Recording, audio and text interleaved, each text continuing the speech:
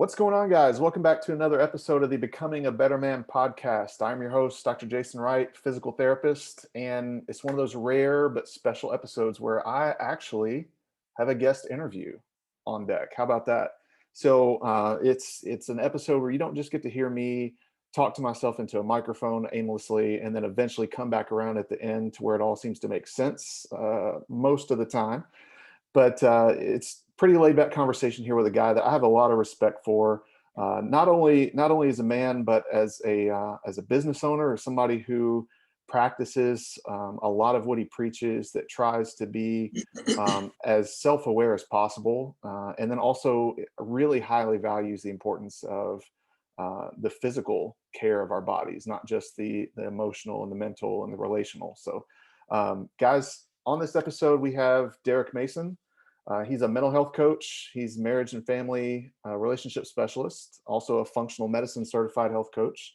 He's got 10 years of experience as a high school teacher, 12 years of experience working in mental health, and 9 years experience as a CrossFit coach, with 4.5 of those years as a CrossFit gym owner. So, Derrick, man, appreciate you coming on the episode. Hey man, thanks for having me. I really appreciate it. Yeah, man, it's always good to catch up. It's been a little while, but I feel like, as with most friendships and kinships and things like that, it can be almost like you didn't miss a beat. So to kind of get into the episode and a lot of the stuff that I'm curious about to get your perspective and your wisdom and things on has to do with just kind of the male journey in general. Especially with the current climate, I think, of where things are at, whether it be from a world perspective or on a micro level. What do you feel like is something that guys in general tend to struggle a lot with when it comes to societal roles, whether it be internal pressure from themselves or their families, or just trying to keep up with external appearances? Does that seem like something that is prevalent now more than ever, or is it just kind of always been that way? I think it's always been that way in my experience, at least. That the thing that comes to mind that maybe is the biggest struggle is just dealing with emotions. And I know you've talked about that in some of your other episodes. I've listened to a couple of those. Um, if there was one thing that I would, and I don't work just with males, right? I work a lot with couples and just people in general. Um, I would say that just dealing with emotions, recognizing them, being able to sit with them, and then handle them in a healthy way is probably the most consistent thing. Yeah. I think it goes from that. Yeah. I that's been my experience as well. Just again, I can only speak on my own experiences, but I know it's also a common thread of when I talk to my other guy friends or even clients. It seems to be like dealing or facing with emotions that aren't comfortable is really scary, Mhm. and oftentimes I think is guys. And again, like I know you work with couples as well, but speaking from a male perspective, what what is it about that we tend to want to run so far away from? I think it's two things. I'm sure it's more than two things. I think there are two significant things that come to my mind. Number one is that culture kind of suggests that guys aren't supposed to be emotional. They're supposed to be in their feelings, horrible, and I think that's a problem. The second thing that I think is just kind of culturally across the board is that we're not good at sitting with uncomfortable, and I don't think that's specific to guys. I think that runs the gamut of all kinds of things, because everything in our life is all about instant gratification. It's all about make it feel good right now. It's all about fast food and social media, and scroll to the next thing that keeps you entertained.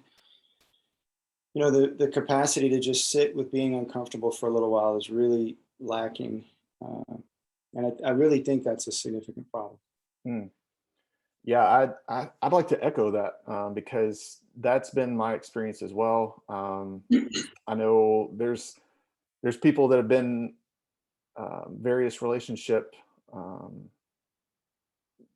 encounters that I've had in my life, whether it be friendships or romantic relationships, it seems like there's a common thread in most all of us. In fact, I think it's probably a rare trait anymore for somebody to really want to embrace that discomfort, you know? Yeah. Yeah. I Um, no, I definitely agree. I listen to a lot of podcasts, and I've heard folks talk about kind of the evolutionary process. At one point, comfort was not a problem because we didn't have it, right? You were constantly looking for your next meal. You were constantly running from whatever, saber-toothed tigers. I don't know. But as we've evolved, and of course technology and everything else, comfort is really easy to come by, and we're kind of wired to sit in comfort, um, unless we bring some intention around sitting in discomfort. The momentum pulls us towards sitting in a comfortable place, but the problem is, that um, number one, of course, there's no growth in that, but oftentimes there's decay in that, right? Things start to break down because we're not willing to deal with things that are inevitable, but are also uncomfortable. mhm. Yeah, 100%. Because it's like if you're not, again, my opinion, but if you're not continually moving forward, and that's not to say that the process of growth and trying to better oneself and to heal oneself, that's not to say that it has to be like a 100-mile-an-hour process all the time. Like it Right. needs to ebb and flow. Like you need to be able to take your foot off the gas and kind of collect yourself, and then you need to also be kind of aware enough to read the tarot cards, if you will, or read the pressure in the atmosphere and understand, oh, now it's time to start accelerating again. And it's easy, like you said, it's easy to really kind of sit back and put on cruise control and just kind of blow in the wind directionless. And I think that's when we drift. And a lot of, you said it perfectly, decay happens.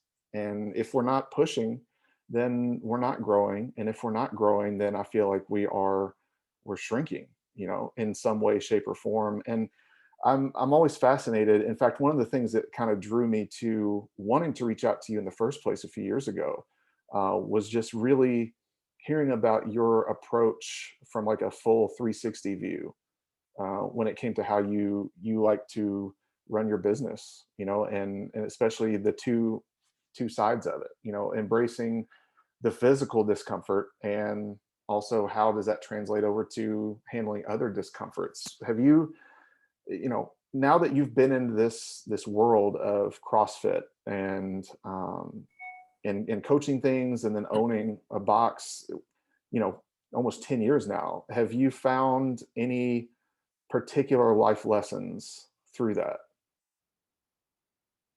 Oh, wow. I mean, the answer is obviously yes.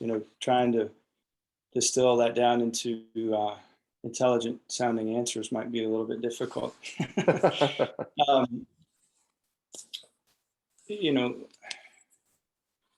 CrossFit is not the only way to do things. Obviously, there are a lot of good things that work out there. This just happens to be the one that fits me the best, and I think my personal belief is that it works the best.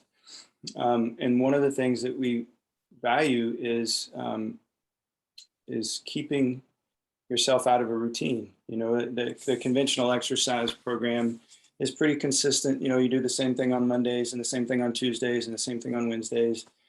And we don't do it that way because we want to keep the body kind of guessing. The adaptation works better when it doesn't get into a routine. But then it fits back into that uncomfortable thing.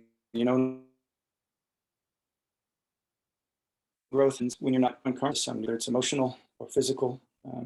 And I, I think, I know for sure that the lesson that I learned in the CrossFit gym about being uncomfortable is absolutely translated into my normal life. Um,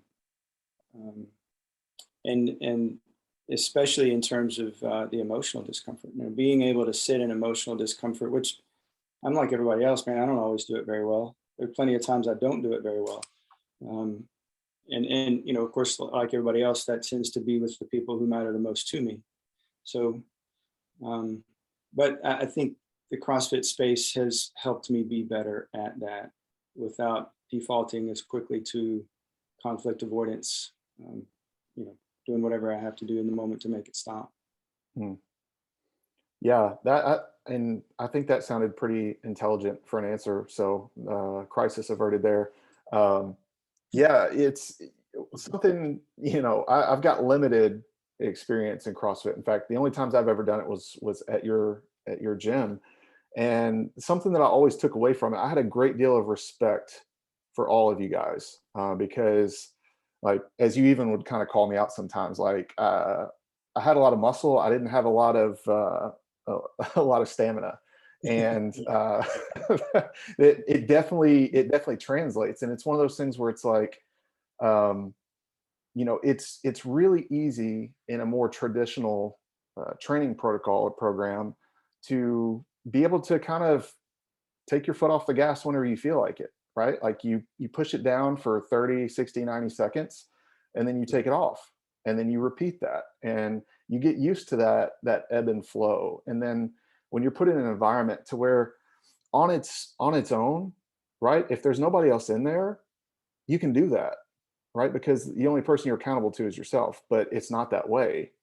In fact, like, if anything, my biggest enemy in the CrossFit, and I know you've seen this with all the different people you've had as members and people who've popped in and out, is the biggest enemy of a lot of people is their ego, in Oh, my opinion. no, And and that probably more often than not is a male problem, but not exclusive to that for sure.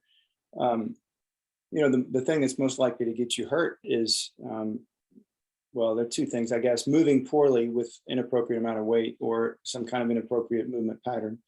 But then also your ego, right? Not being able to just dial it back and do what's appropriate for you today. mhm, CrossFit is is is really good at humbling you in that regard, but it's also really good at giving you um, the place to be stupid, and that's when people tend to get hurt. mhm.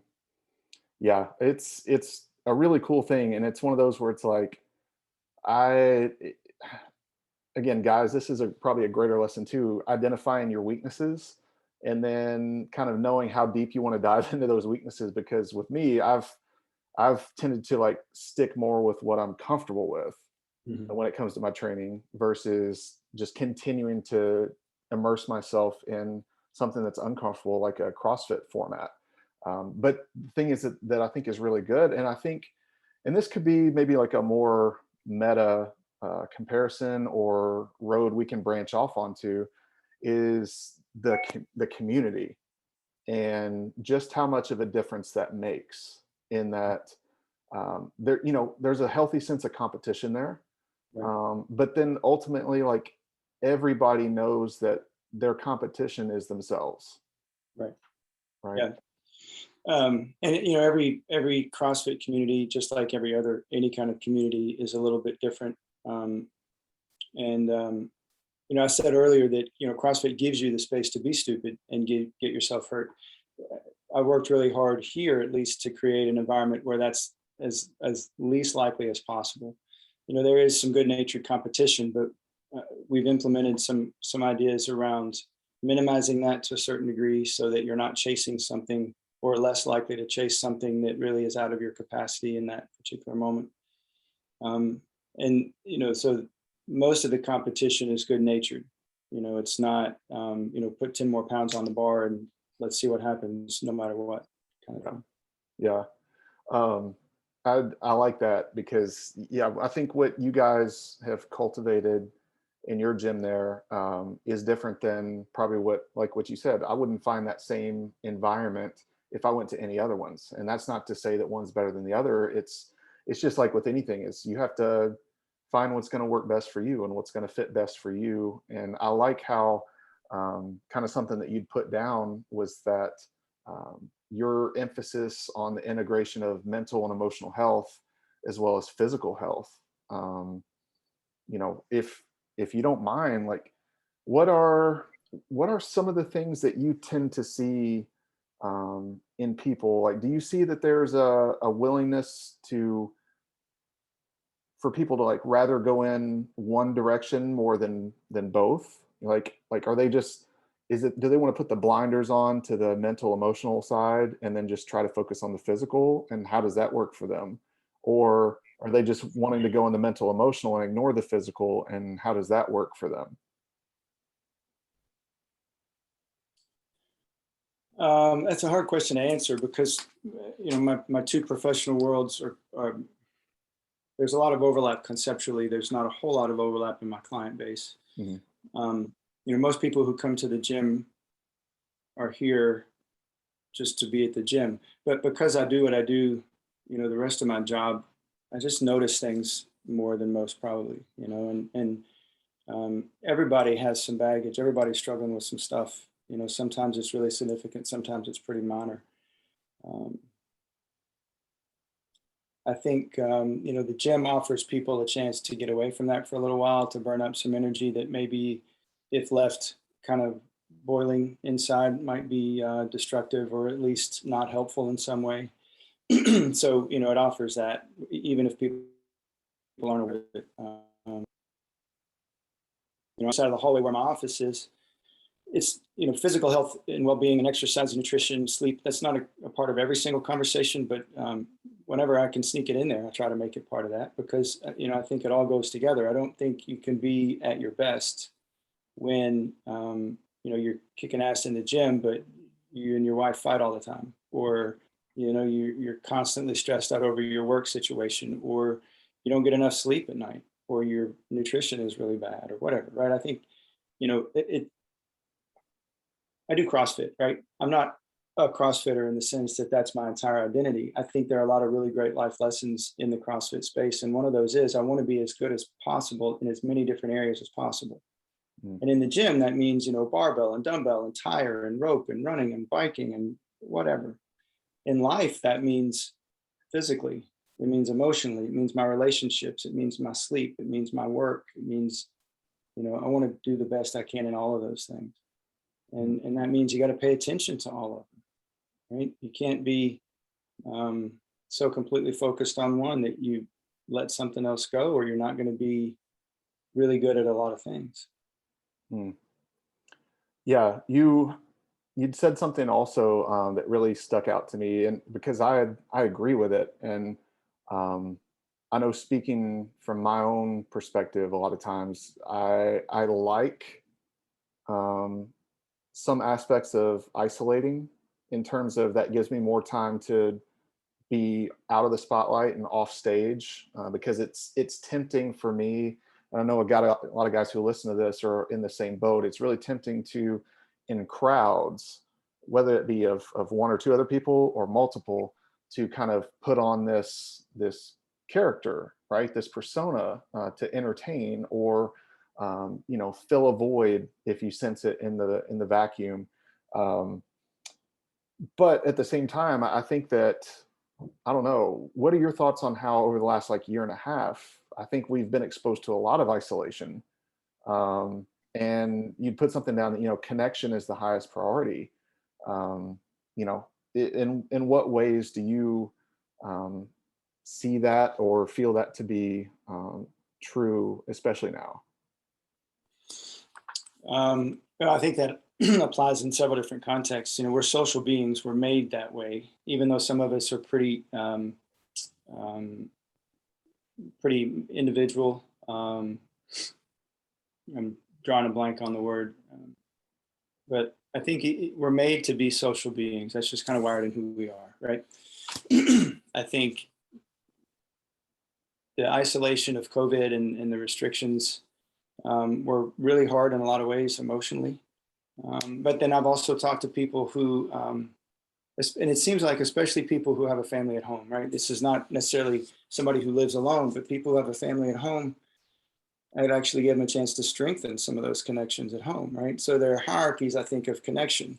And, if you, whatever the status of the relationship, if you live with somebody, that's a higher relationship on the hierarchy than, your friend circle or your coworkers. And, I think investing in that is probably the most valuable. And then also adding to that, because it's probably not fair to put all of your needs on one person. But then having a group, a tribe, whatever you want to call it, it might be a group at the gym, it might be a men's group through your church, it might be a book club, a knitting circle. I don't really care, but probably ought to have that also. And thankfully we've kind of come out of some of that, and able to get together again. But who knows where we're headed? With this new strain, I don't really watch the news much, but I hear that things aren't going well. Yeah.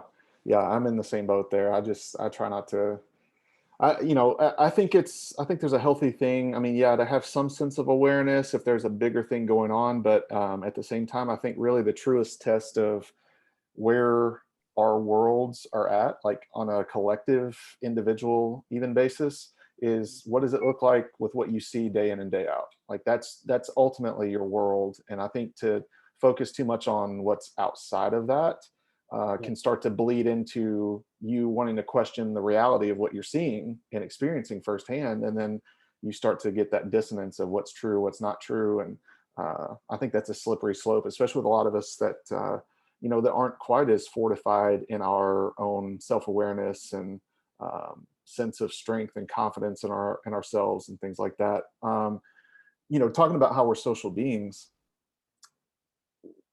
I agree. I think we're wired to interact with other people. That's why, from as far back as we can remember, we started tribes and villages and things like that. Why is it that it's so hard for us, though, to connect with other people, even though we desire it more than anything? Um, I'm not the expert. I can give you my opinion. I can tell you what I think. I think that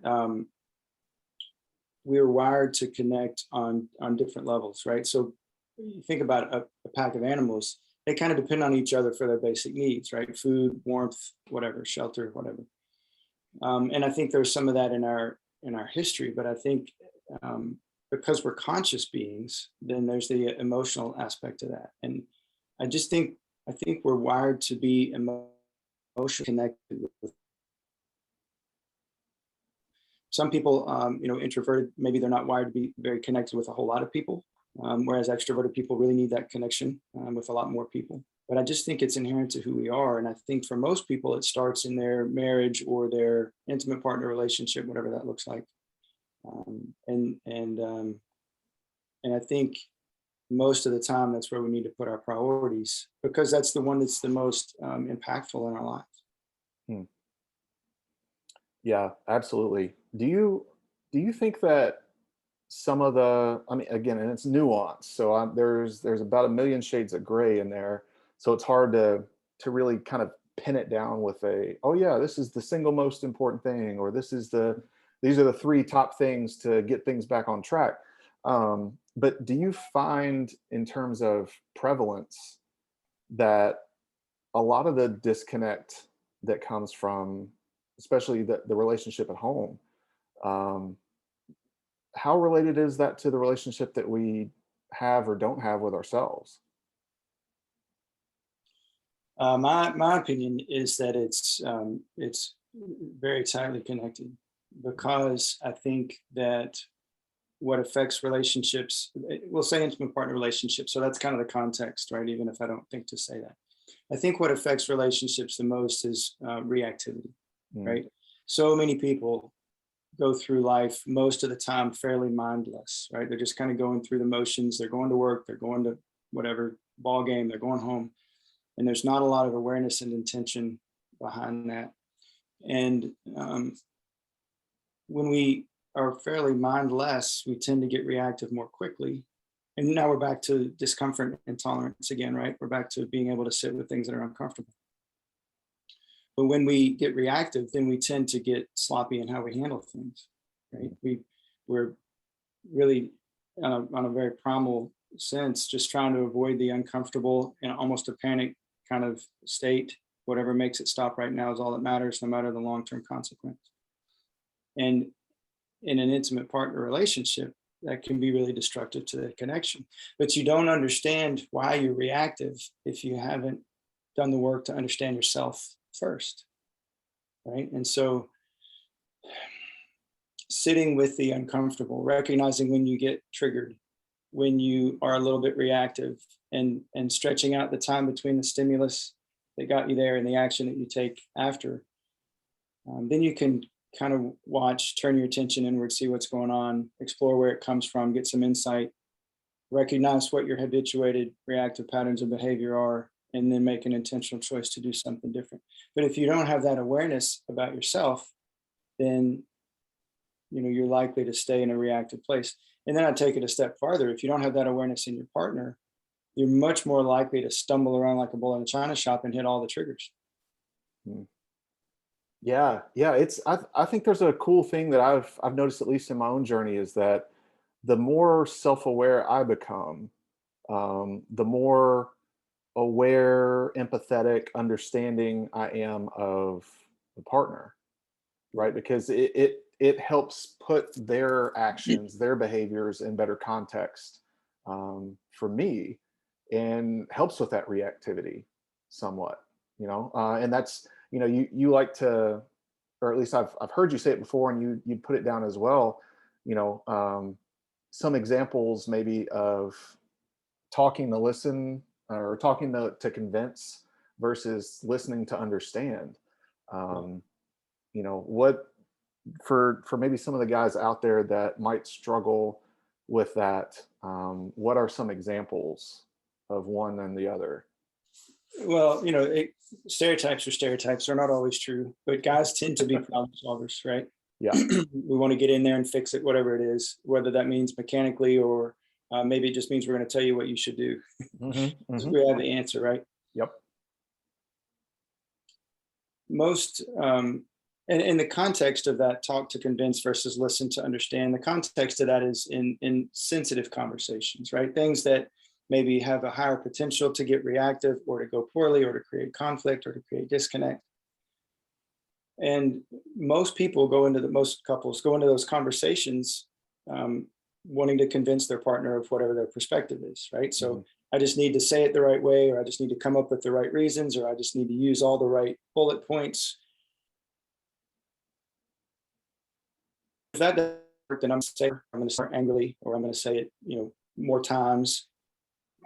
And what we're doing is we're just creating a power struggle, right? Mm. And anytime we create a power struggle in a relationship, we both lose just because we're in a power struggle.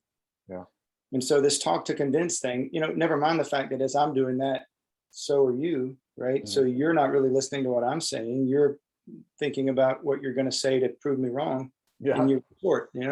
It's like a boxing match, punch, counter punch, right? Point, Mhm. counter point. And it just doesn't work. I mean, even if we get resolution and I win or you win, Mhm. right? It's only really because the other person's given in, Mhm. right? It's not usually because we've had a healthy debate and one person has been won over. Mhm. And so there's going to be some degree of some buy-in that's missing. So I really want to get a healthier way to do difficult conversations. We've got to flip the whole paradigm upside down. We're not talking anymore. We're listening. Right. My entire role in this conversation with you is to listen, to understand what you're trying to say, ask questions to understand it even more, even deeper, really get at what's going on below the surface. Mm. And by the way, this is not something that I just created. This idea has been around. Carl Rogers wrote an article in the 50s on active listening. So that my kind of conceptualization is a derivation of that. I call Mm. it intentional listening, but it's essentially the same thing. Yeah. You know, whatever's going on is probably on the surface. And as long as we stay on the surface, we're probably going to continue to argue. But if I can make my goal to listen to you, we get below the surface and understand what's the vulnerable thing or the emotional thing or the triggered thing. If I understand that something's going on because you got triggered, it's a whole lot easier for me to have empathy and compassion as opposed to fighting over which way the toilet paper should unroll. Right? And once I've got empathy and compassion, then all of a sudden compromise is a whole lot easier. Yeah. When we both do that, it's not easy, but when we both do that, then all of a sudden difficult conversations aren't problems anymore. They're chances for us to get stronger together as a team of two. Mm. Yeah. Something about that it seems so hard in the moment, because there's this primal, almost visceral sense of like, I have to get my point across. Yeah. And when you're listening to them, or you're attempting to listen, guys, and you hear things that were misinterpreted, or they were triggering or whatever, and you have that strong temptation to correct, right? Like that, it's like, no, let me stop you right there.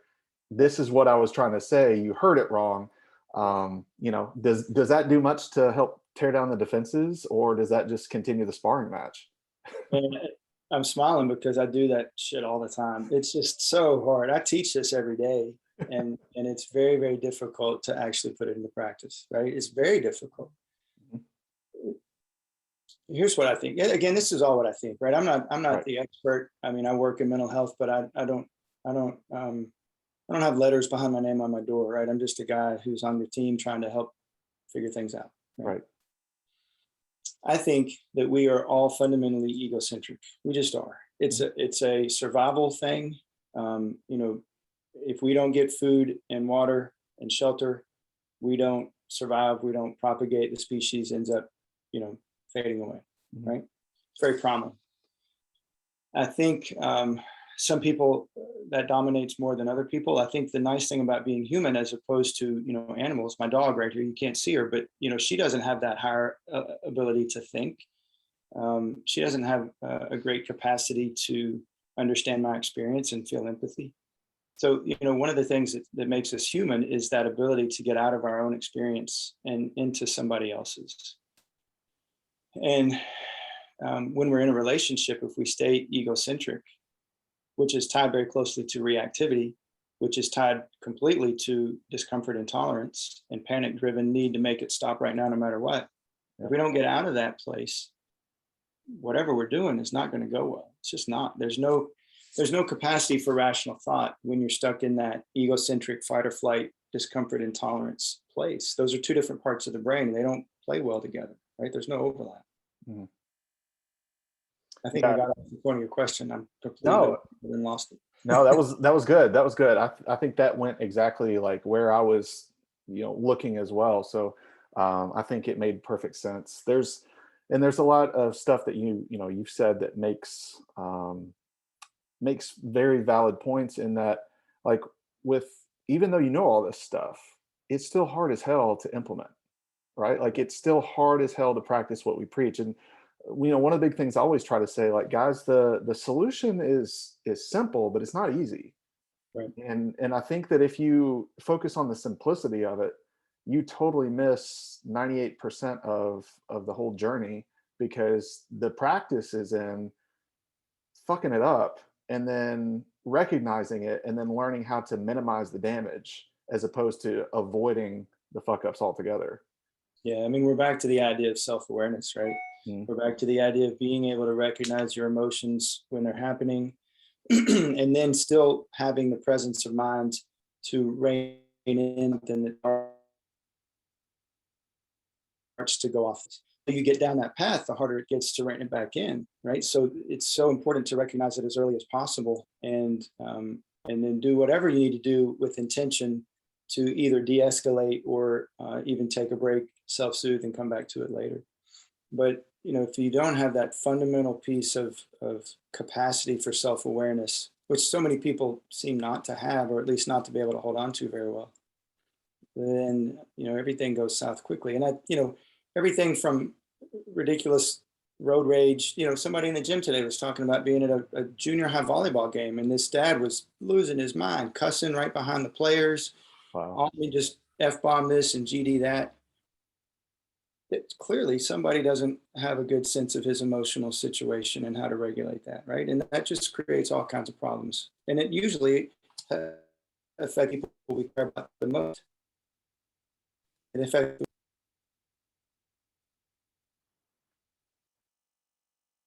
Yeah. Hold on. I think I had a glitch in the matrix there for a second, but I got you back. Um, Okay. yeah. No, I think that's a fantastic kind of summary and perspective to put on it. And I like how um, you like to frame things as you've said several times already, is like, I'm not the expert. I've got experience, but I'm not the expert. And I think that it's really easy for guys who are in a space of trying to seek out guidance, is it's really sexy to find that person that says they're like the self-proclaimed expert. And I don't know. I'm highly skeptical, and I think that comes from experience of trying to trust certain people and then getting burned, and then realizing like, okay, this is all just it's an act. But you know, I'm big on that too. Like I'll be the first one to tell somebody like I'm not perfect, right? Like I'm not the ultimate expert in anything. I happen to know more in certain areas than you know, but you know more in other areas than I know. And so that's why, experience and education or training, like that's why that's obtained.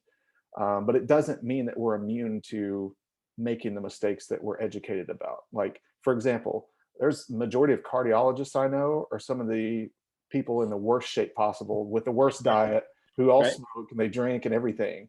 Yeah. Um, that and they see it every day, right? Yeah. Like they get in there and they see what is done to the heart, yet they're hitting, that large pizza on the way home. Yeah. And I think that that's not immune to any skill or profession, but I think it's important, guys, especially like when you're in a vulnerable place and you're kind of like at the end of your rope and you're looking for, somebody to help you kind of get back on the right path and stop the bleeding. Um, Find somebody that's willing to be like, hey, man, I'm down here in the trenches with you. I'm just going to kind of help take the lead on the trail and point the light in the dark places and see if we can get out of this together. Yeah. Yeah. A couple of thoughts on that. Yeah, it's kind of a philosophy of mine, although I don't know that I put it into practice because I don't know that I have to. It just happens. If I find myself hanging out with somebody who has all the answers, it's time to stop hanging out with that person, Yeah. right? There's some BS that's getting slung around there somewhere. Mm. Um, and when I think I mentioned to you on a phone call the other day that I joined this men's group with a local church. I'm not part of the church, and they've been just amazing at welcoming me in as if I was, like I deserve to be there as much as anybody. Mm. But it's just a supportive place to be real, to be vulnerable. And what is the most helpful about it is we're all we're all leaning on each other, right? And as long as we all lean on each other, everybody's cool. If somebody steps out or falls over, then the whole group kind of crumbles. And it not literally, but that's kind of the idea behind it, right? We're all there just to kind of mutually support each other. I had a couple in my office yesterday, and they were talking about he was, some things that he's struggling with, and she said, what can I do to make it better for you? And while that sounds great on the surface, what I said to her is, how about we reframe that just slightly? What can I do to be there with you in that? Mm. And like, it's not my job to fix anything for anybody. And I'm the professional in the room. My job is to just sit with you in that, help you find maybe some insight and clarity so that you can do whatever you need to do. Mm. And I think, it would be one thing if that's just my professional philosophy, but that's kind of my personal philosophy. Like my marriage, my job in the gym, my friends, my kids, even, I don't want to fix anything for anybody. That's too much responsibility because I can't handle my own stuff very well a lot of the time. Yeah. But I'll do everything I can to sit with you in it and let's see if we can't figure something out together. Yeah. I think there's a lot of power in that because, especially as guys, like you said, innately we want to fix. We almost like knowing that we can be relied on, in a time where if shit hits the fan, like you might not want to answer the call, but you at least want the phone to ring, you know, um, so to speak. And I think it's a hard thing for a lot of guys when we put that pressure on ourselves, and because ultimately, um, that ends up just us putting pressure on other people that don't necessarily deserve it. Like they've got enough on their plate, just like we've got enough on ours. And when it comes to relationships, and again, only kind of going down this relationship rabbit hole because, like you said, you got your PhD in the School of Hard Knocks for relationships. I think I think it, I might be on a master's level right now, but I'm on my way to the PhD in that. So it's an interesting thing, right? Like it's that whole dynamic of you're two very different people, um, and the power that I've found in just not jumping in to fix it and just going like, Wow, that that really sucks. Like I hate that you're going through that. I'm here to to support you in any way that you need. That for some reason, right, guys, like this sounds counterproductive from everything we've tried before, but saying stuff like that, it's like this massive like light comes down from heaven and you hear hallelujah play in their ears because it's like, oh my God, this is what I need. But I think that that's not exclusive to females, right? To female partners. I think that even in guy friendships, sometimes it just feels good to know that like somebody else is willing to be there, and we don't have to go through that shit alone. Yeah, yeah, yeah. You know, I learned a long time ago, and I haven't mastered it, but I learned the lesson. I'm working on mastering it still. But I learned a long time ago to not own what isn't mine to own. And Mm, I learned that when I was teaching. You got to make sure every kid knows everything they're supposed to know. No, you don't. You got to make it learnable for right. every kid. But it's not my job to make sure that you learn it. That's Mm, your job. And letting go of what's not mine, and it's not mine to fix my friends' problems, my wife's problems, even my kids' problems.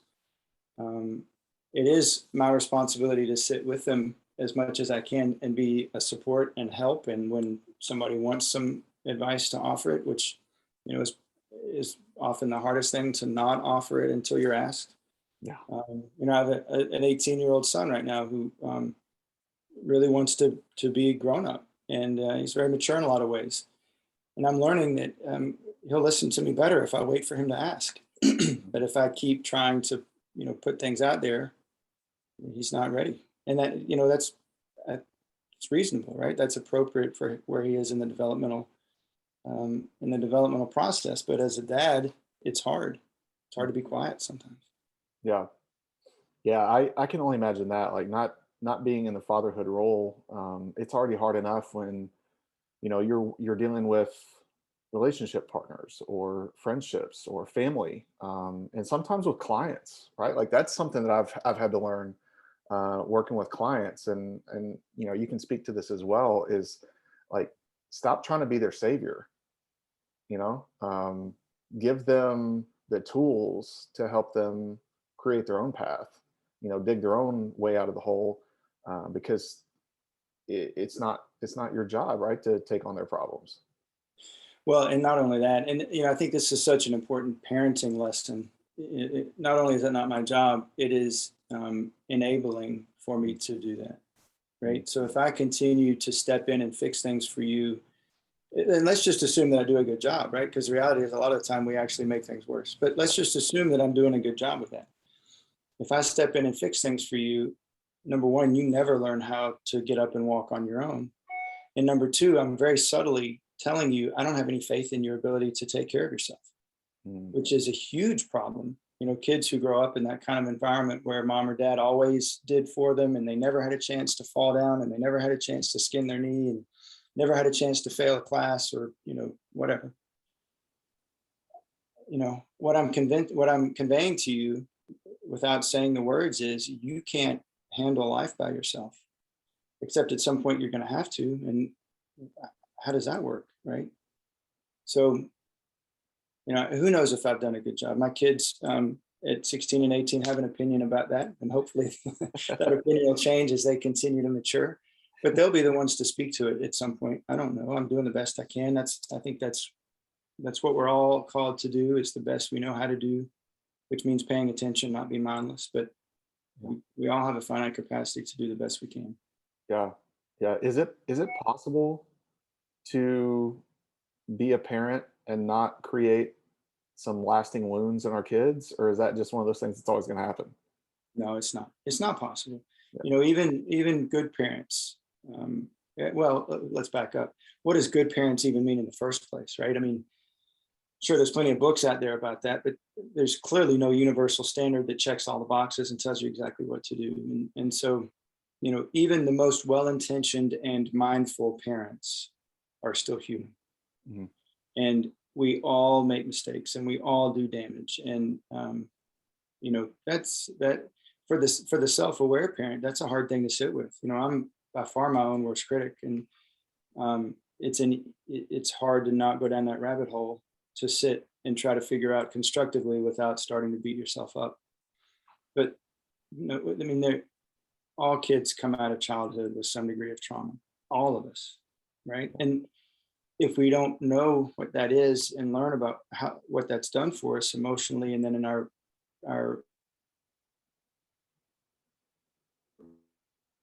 cooking has become habituated behavior patterns, as we roll into our own intimate partner relationships and make a big mess.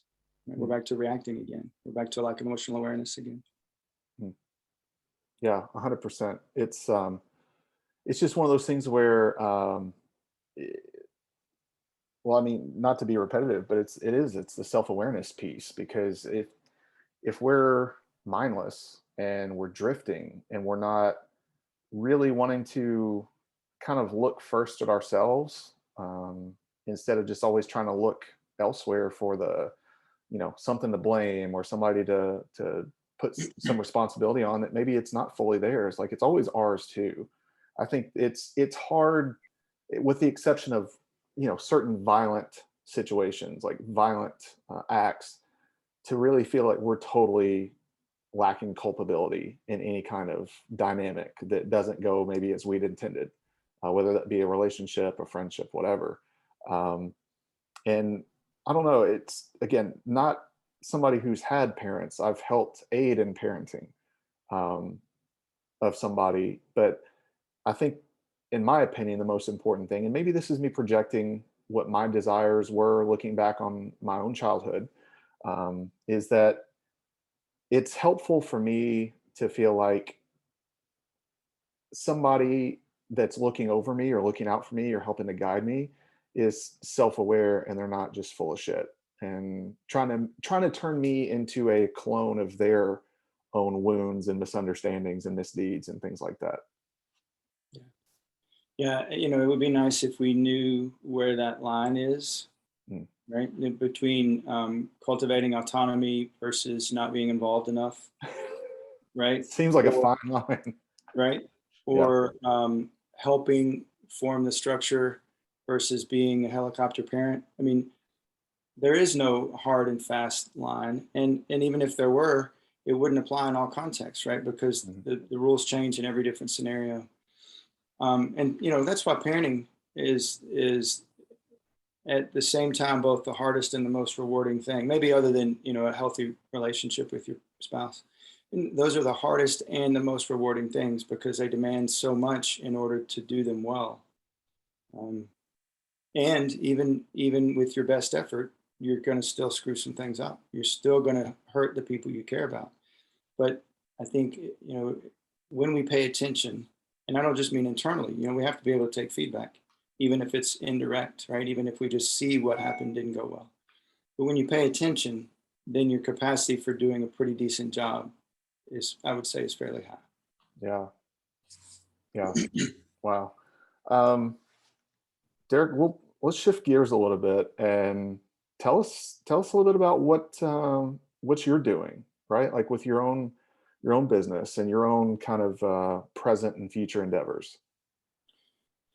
Yeah,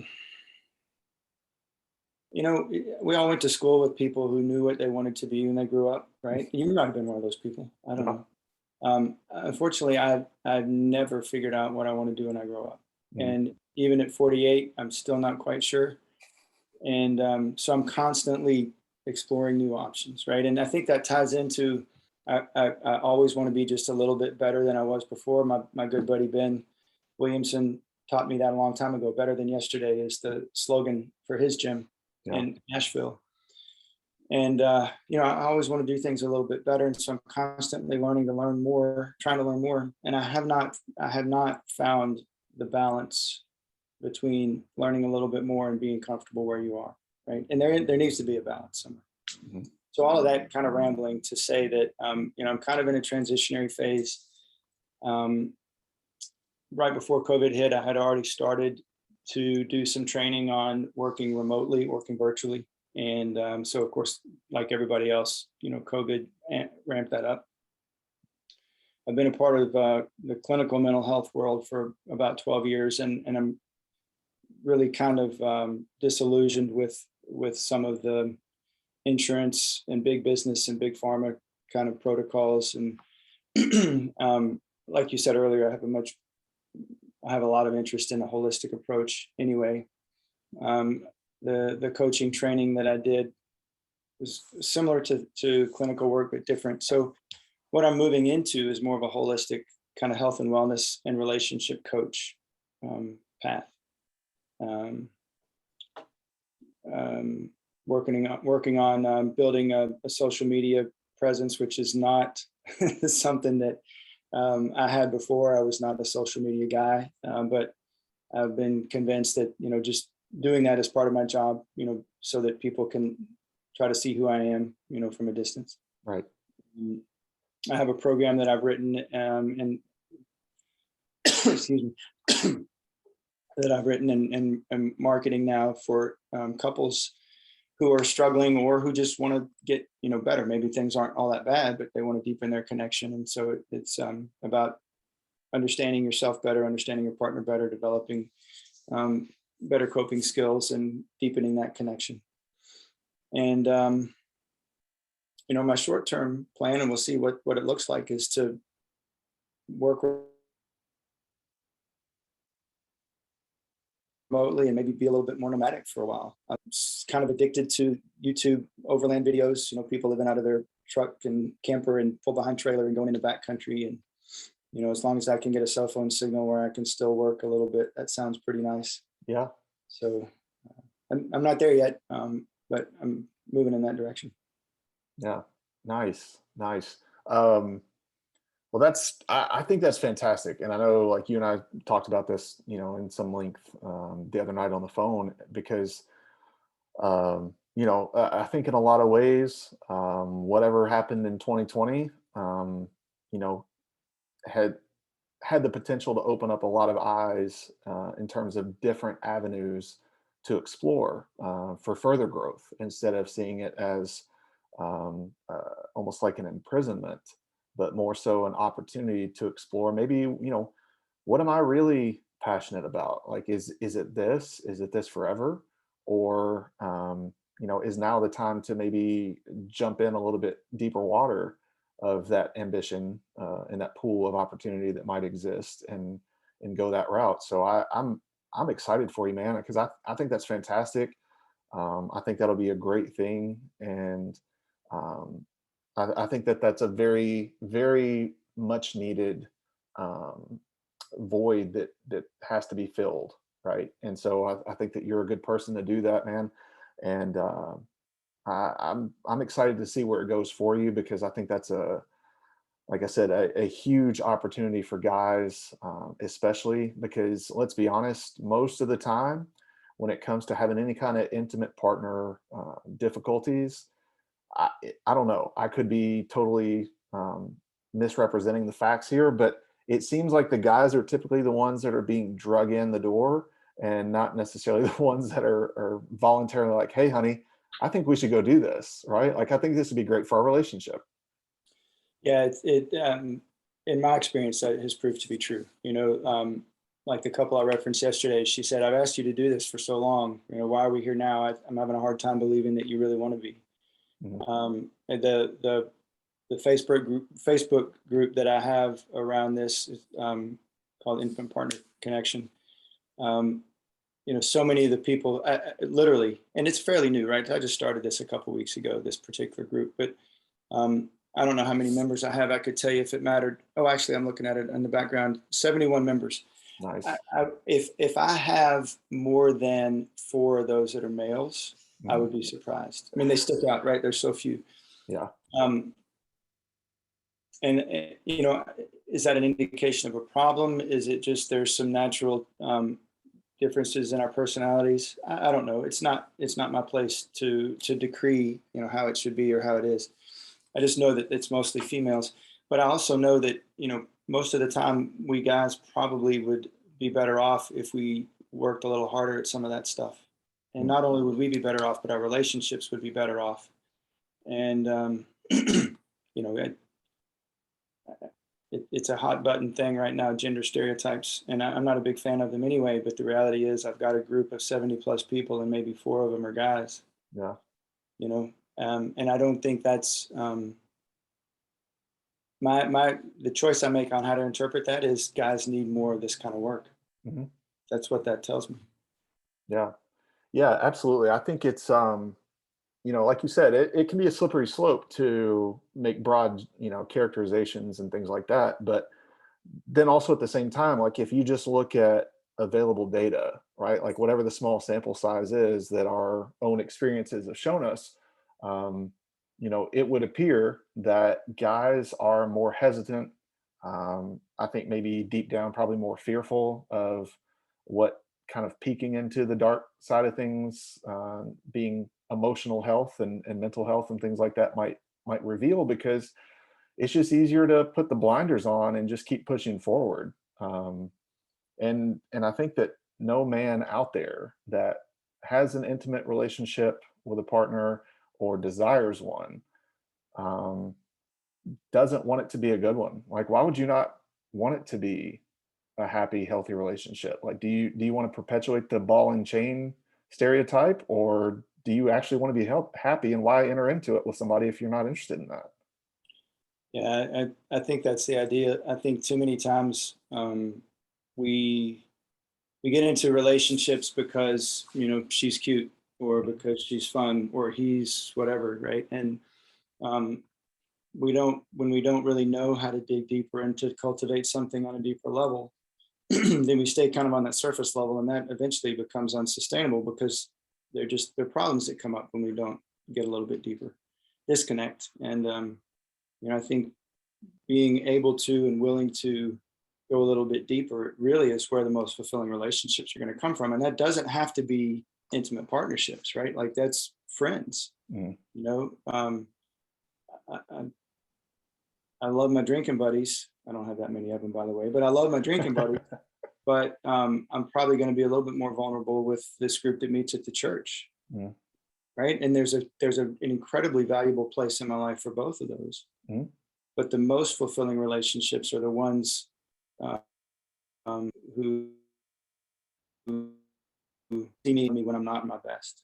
Mm.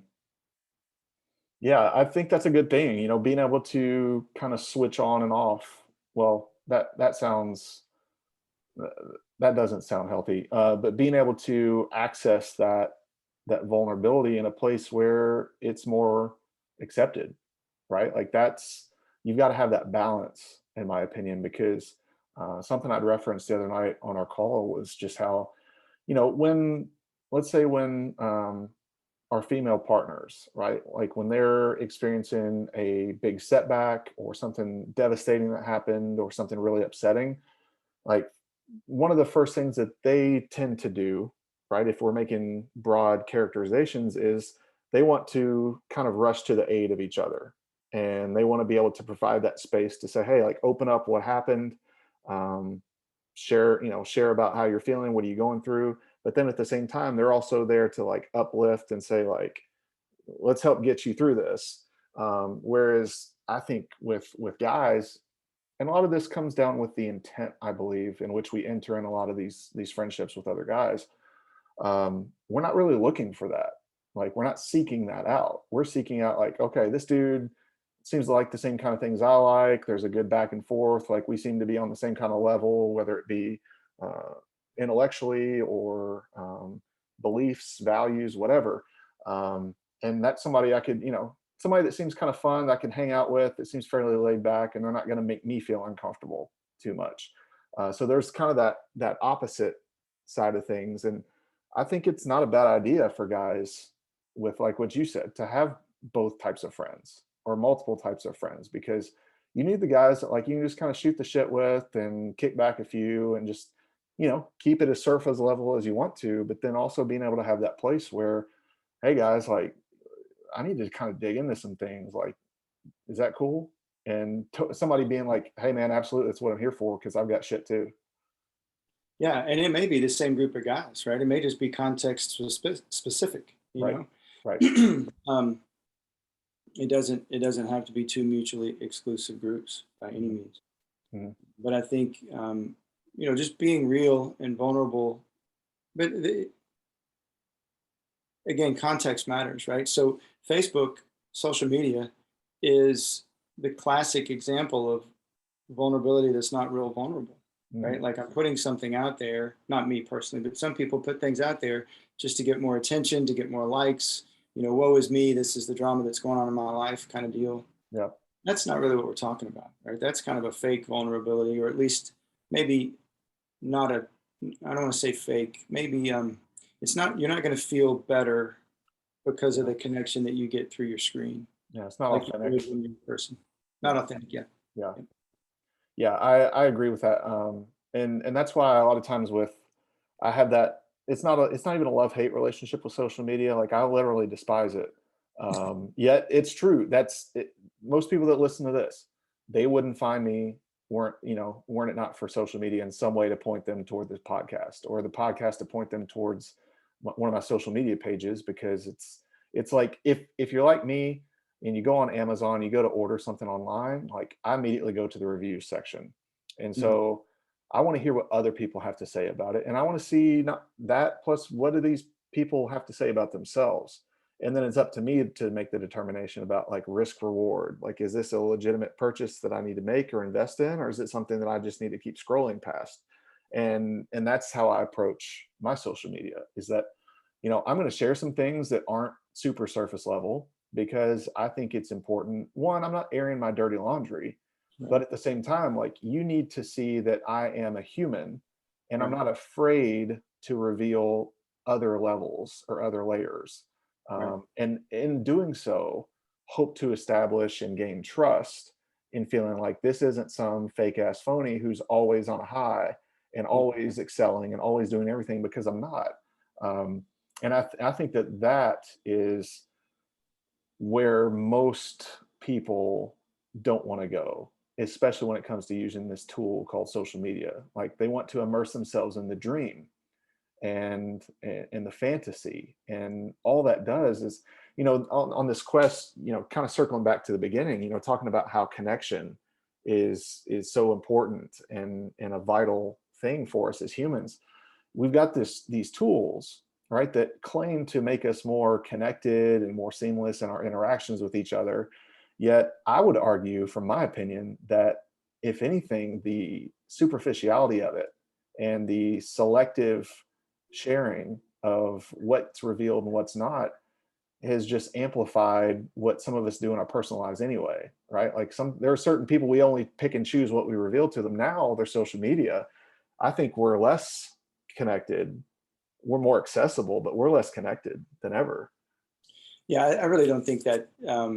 I don't think there's any arguing that. Frankly, I don't think anybody who pays attention would argue what you just said. And if you listen to the people that documentary, Social Dilemma, is that what it was called? The documentary Yeah, on yeah, Netflix yeah, a time ago, right? The very people who created a lot of these algorithms that social media runs on, talking about how maybe they think it's not good because you get more information is fed to you because of what information you've put out there. It's confirmation bias, right? mm, yep, And I hope at least that at some point there'll be a swing the other way where because social media promotes such a public facing presence that isn't necessarily real life for a lot of people. And I really hope at some point that whether it's on social media or not, I don't really care, but that there will be a swing the other way towards true investment in people. And that means, I'm not going to air all of my dirty laundry, but I'm human. And when the context is appropriate, I'm going to let that be known, and I'm going to lean into you, and I'm going to invite you to lean into me, whether it's a friend or my wife. Hopefully at some point, my children, when they're a little bit more open to that again. Um, I think that's the human condition, right? It's recognizing that we're all flawed and leaning into and allowing others to lean into us, so that we all leaning into each other. We're pretty strong, right? But if yeah, somebody falls, then the whole thing comes down.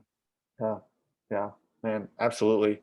Um, you know, Having said all that, I don't know, maybe it's a good spot to wrap things up and like tie it back to your groups. Guys, and any ladies that listen, I know I've got like a 5% female listenership. So kudos to you I mean, ladies who are.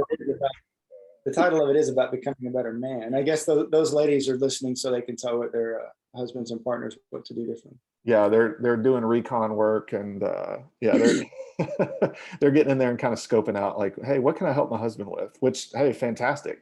But yeah, so if you're looking for more information, more resources, more support, or connection with other people who might be in the same boat as you, Derrick's got some groups available. I know you've already referenced it, your Intimate Partner Connection Facebook group.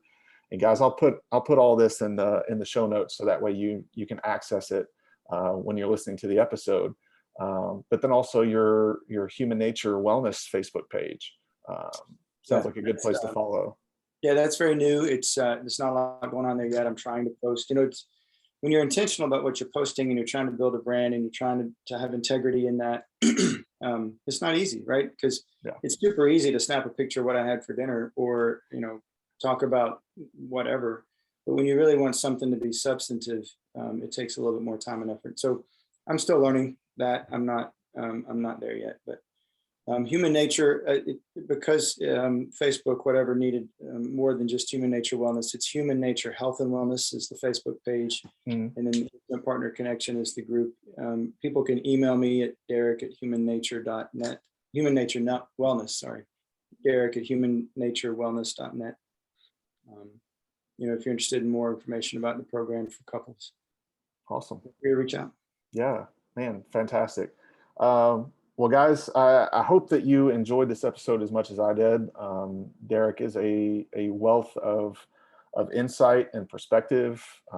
Whether he wants to admit that or not, that's another thing. But he really is. And if you gained as much of this as I did from the episode, then feel free to reach out to him by all means. Like, please reach out to the guy, and let me know as well how you received the episode, because he and I have already kind of talked about this. It's probably not going to be the only time I have him on.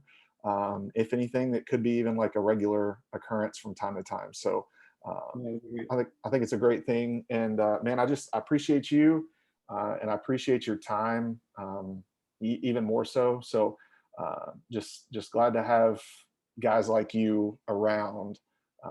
And I think that other guys out there could also benefit from having people such as yourself as well.